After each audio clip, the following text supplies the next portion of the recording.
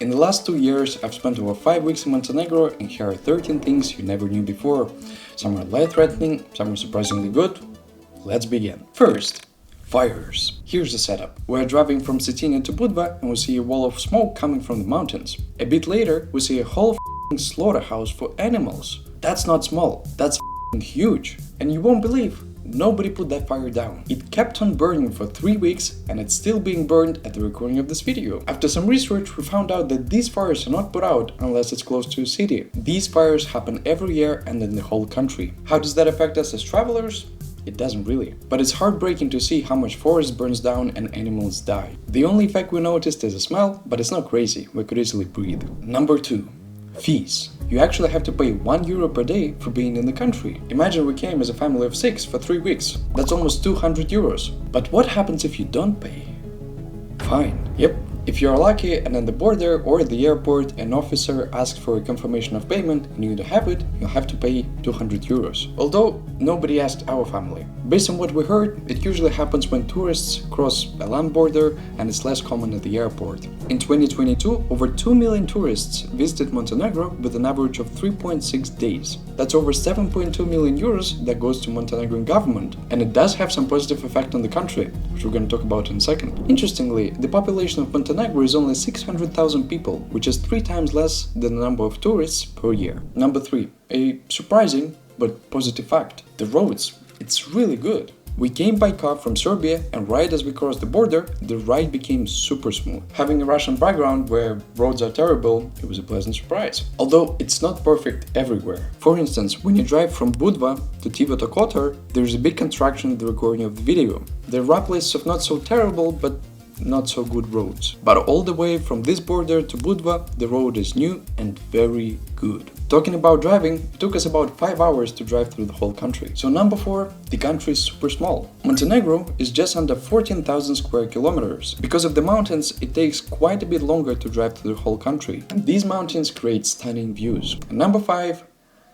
these drivers. Absolute maniacs. I understand that they don't care about their lives, but come on, me and others, we want to keep living. So these overtake when it's a solid line, which is against the law. And they overtake on twisty mountain roads when there are cars driving the opposite direction. And I have to brake so that there's no accident. Each time that happens, I think, what the fuck? But that's not all. From locals directly, we learned that there are a lot of drunk drivers. Especially on weekends, in the evenings, the roads become undrivable because cars are swirling from side to side. We had a few instances when these drunk racers almost hit us. It never happened, but still, unacceptable. It's like Fast and Furious on mountain roads. Don't you want to leave? You cannot see You're not a stuntman, so why do you perform stunts like this?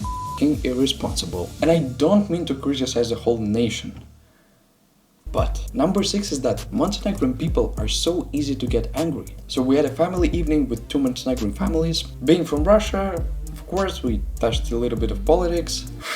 The 2 Montenegrin men started arguing the reasons why the war between Russia and Ukraine started. Then they started screaming, and that kept on happening for 30 minutes, and we literally had to take them apart. And that's just one of the stories.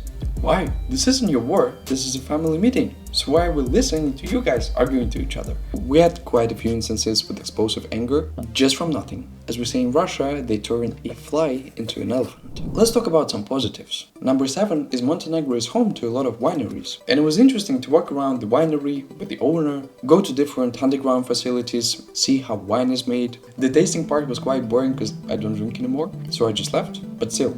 Good experience. Number 8 is there's so much home food everywhere. We lived in Cetinje 2 years ago and met a grandpa who produced home foods. 2 years later, we came to the same place but didn't find him. But we found out that he bought a building, made a hotel out of it, and on the first floor there's a shop. He sells prosciutto, wines, cheeses, kaimak, tea, rakia, and so much more. Unfortunately, I don't have pictures from the inside, but if you decide to go there, I'll leave a link in the description of his location. And talking about Cetinje, number 9, Cetinje used to be a capital city. Now it's Podgorica, but it used to be this town here. That's it. Just a fact you probably didn't know. Number 10 is that there is Mafia in Cetinje, the place where we stayed. And while we stayed there, 2 people were killed. From locals, we learned that they sell drugs, like cocaine, which is brought by ships. We never encountered Mafia, just heard stories and news. By the way, let me know in the comments, have you ever been to Montenegro or planning to go there? I'd love to hear from you. Number 11. Here's a story of how our car almost got stolen. You might have seen this tree that pisses. It's located in Podgorica, and we decided to go there. First, turns out it pisses only when it's rainy season. So when we arrived, we didn't see any piss. But we saw something else. On this bench, we saw 3 men. As we came closer to the tree, they watched us. Of course, we didn't find that comfortable. After seeing no pissing, we left. And these 3 men started following us. Me, being a professional driver, I turned left and we left them behind. That's not the end of the story. Another car started following us. As we came to a stop to have a lunch 15 minutes later, my father stayed with the car. Their car waited. As I decided to repark right in front of the entrance to the restaurant, they left. That's a short summary, but you can probably imagine how we felt. But I didn't tell you something. The tree is located in the center of a gypsy hive. Rubbish everywhere, children in the rubbish bins, all dirty and nasty. I do not recommend you going there. It's super unsafe. Do not attempt this stunt. Number 12. The sea is pretty cold. Even though it's 30 degrees Celsius or 85 degrees Fahrenheit, the sea is pretty chill to enter. After some time in the water, you get used to it. And trust me when I say this. I've been taking cold showers for over 3.5 years, swam in the sea in the winter when the temperature of the water is 0 degrees Celsius or 32 degrees Fahrenheit. I know what cold feels like. And number 13, different climate zones. There are 4 total climate zones in Montenegro. You can really see the difference in the videos. The nature is different. Closer to Serbia, the landscape is different. Hope you found this video helpful. Now, you might want to watch 10 things about Serbia nobody knew before. And trust me, there are some surprising things too.